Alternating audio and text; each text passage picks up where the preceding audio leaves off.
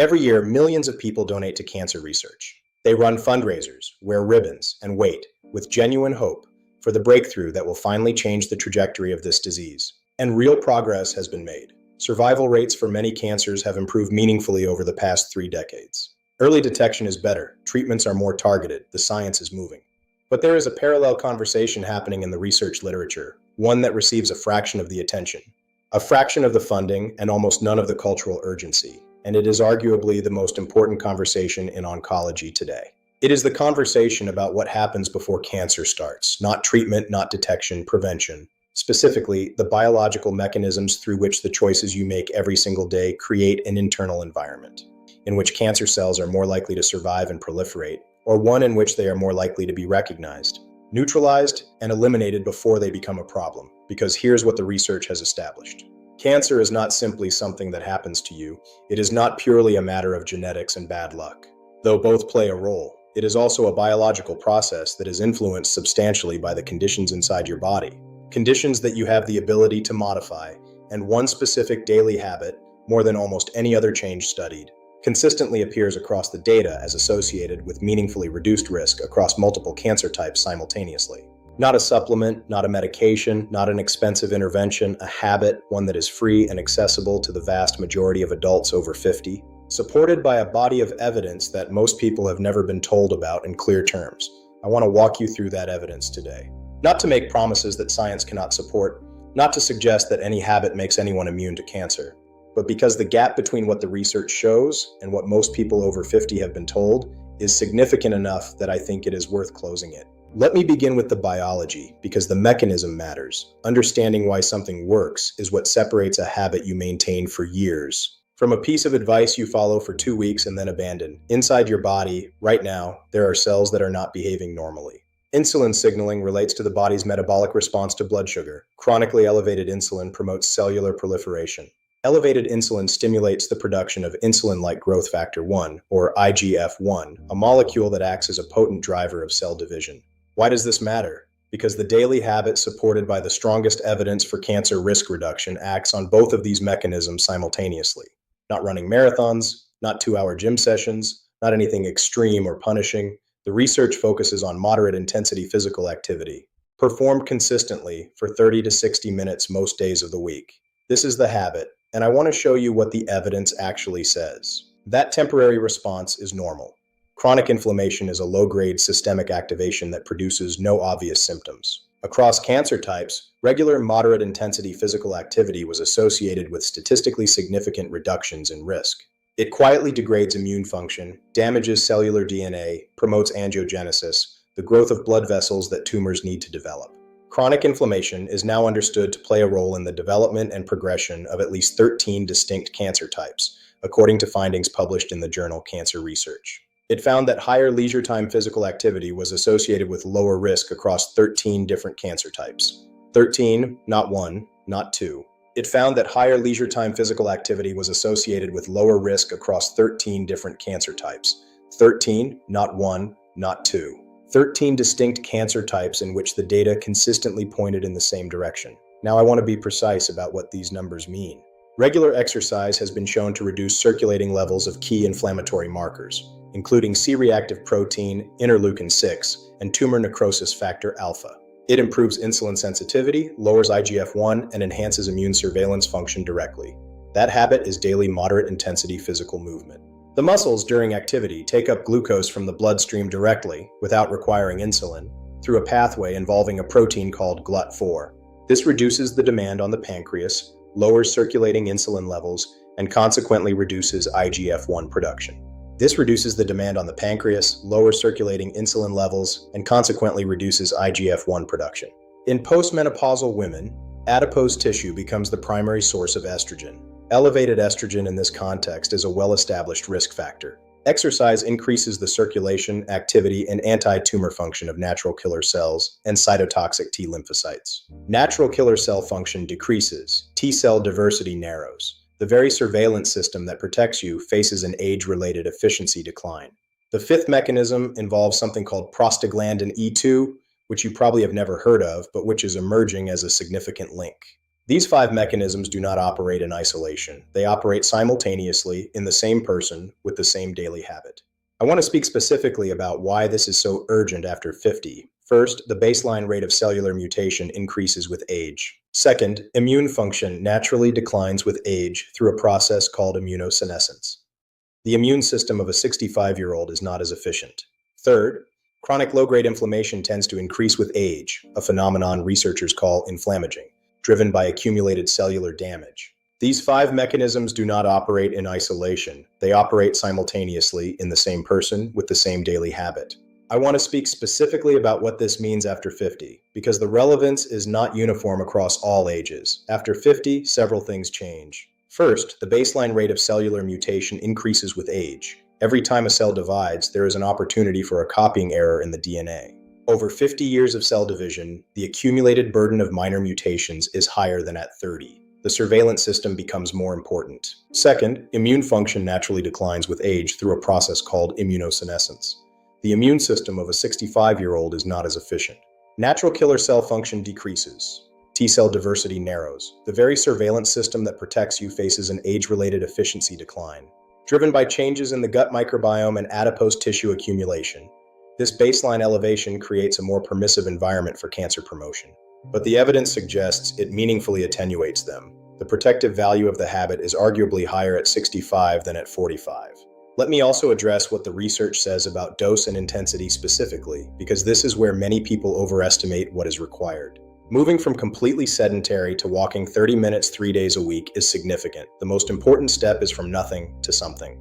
The relationship between dose and benefit is roughly linear across moderate intensity levels, meaning that more is generally better up to a point. This effect is transient, and the net benefit remains positive, but it highlights that the goal is not to exhaust yourself. The goal is consistent effort. Very high-intensity exercise can temporarily suppress immune function in the immediate post-exercise window, a phenomenon called the open window theory. If you can carry on a comfortable phone conversation, you are probably not working hard enough. If you cannot speak at all, you are working too hard. 30 minutes most days of the week. That is the target that appears repeatedly across the major guidelines and the major studies. There is no immediate effect on your cancer risk like there is on blood pressure. The benefit accrues over time through the sustained modification of your environment. 3 10-minute walks distributed through the day produce metabolic and inflammatory benefits comparable to 30 consecutive minutes. The biology of cancer development operates on a timeline of years. The mutations that initiated a cancer may have occurred years or even decades earlier. The fifth mechanism involves something called prostaglandin E2, which you probably have never heard of, but which is emerging as a significant link.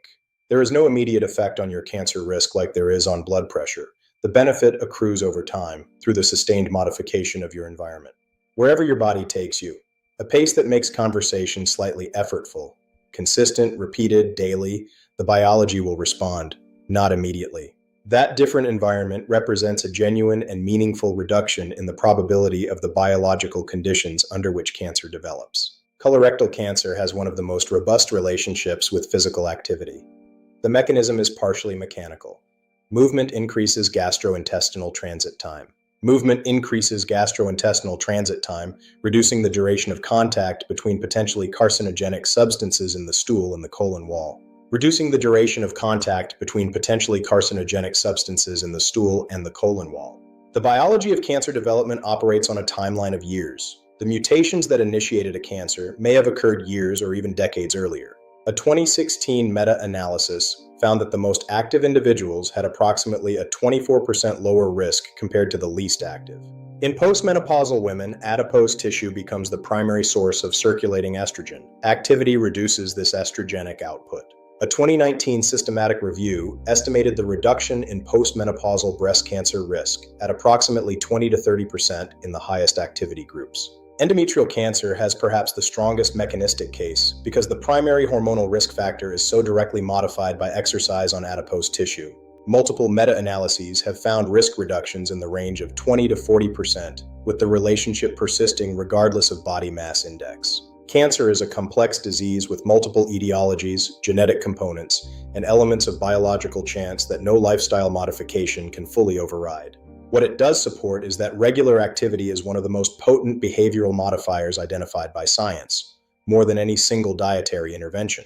Not running marathons, not 2-hour gym sessions, not anything extreme or punishing. The research focuses on moderate intensity physical activity. If walking is not possible, water-based exercise, seated resistance, or cycling achieves the same physiological endpoints through different pathways. It requires elevated heart rate, skeletal muscle activation, and metabolic engagement sustained over time. Tomorrow morning is the beginning, not a dramatic overhaul, not a commitment you cannot sustain. 30 minutes outside or on a treadmill or wherever your body takes you. A pace that makes conversation slightly effortful, consistent, repeated, daily. The American Cancer Society, the American Institute for Cancer Research, and the World Health Organization all include regular physical activity as a central component. A pace that raises your heart rate noticeably, makes you breathe somewhat more heavily than at rest, but still allows you to speak in sentences. A pace that raises your heart rate noticeably, makes you breathe somewhat more heavily than at rest. 30 minutes most days of the week, that is the target that appears repeatedly across the major guidelines and the major studies. If 30 continuous minutes is not immediately achievable, because of fitness level, joint discomfort, schedule, or any other factor, 10 minutes 3 times daily produces comparable metabolic and inflammatory effects. According to research in the American Journal of Clinical Nutrition, the biology responds to the total accumulated movement, not only to single sessions. The cancer risk reductions documented reflect the behavior of people who have been physically active over extended periods, years, sometimes decades. 1 year of consistent moderate daily movement will produce a measurably different internal environment than 1 year of sedentary behavior. The benefit accrues over time through the sustained modification of the internal environment. It represents a genuine and meaningful reduction in the probability of the biological conditions under which cancer develops being present in your body. What the research does support, clearly and consistently, is that regular moderate physical activity is one of the most potent behavioral modifiers identified by science. Lower blood pressure, improved insulin sensitivity, better cognitive function, better sleep architecture, reduced anxiety and depression. Preservation of muscle mass, improved sleep architecture, reduced anxiety and depression, better balance and fall prevention. No pharmaceutical agent that reduces cancer risk does all of those things at once. Movement does. There are situations where the kind of physical activity I have described requires modification or physician guidance before beginning. If you have a recent cardiac event, unstable angina, significant joint disease that limits weight-bearing activity, or a history of cancer currently under treatment, this conversation should happen with your care team before you begin an exercise program. The goal is to find the form of physical activity that is safe and sustainable. This conversation should happen with your care team before you begin an exercise program. The goal is to find the form of physical activity that is safe and sustainable for your specific body. For adults over 50 with no significant contraindications, the American Cancer Society, the AICR, and the WHO all include activity as a central component. This is not alternative medicine or wellness culture. It is the formal position of the major health institutions based on the weight of the available evidence. If walking is not possible, water-based exercise, seated resistance, or cycling achieves the same physiological endpoints through different pathways. If walking is not possible because of joint or mobility limitations, water-based exercise, seated resistance exercise, or cycling achieves the same physiological endpoints. Through different biomechanical pathways. The mechanism does not require walking specifically. Wherever your body takes you, a pace that makes conversation slightly effortful, consistent, repeated, daily. The biology will respond, not immediately. Tomorrow morning is the beginning, not a dramatic overhaul, not a commitment you cannot sustain. 30 minutes outside or on a treadmill. The biology will respond, not immediately, not visibly, but measurably and cumulatively, and in ways that matter more than almost anything else. If this conversation gave you a clearer picture of what the research actually says, please hit the like button. It takes 1 second. Subscribe and turn on notifications. Every week there is one video here built around what the actual research says. Leave me a comment answering this. On a typical day right now, how many minutes are you spending in some form of deliberate physical movement?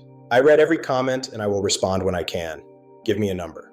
Deliberate physical movement, actual intentional movement.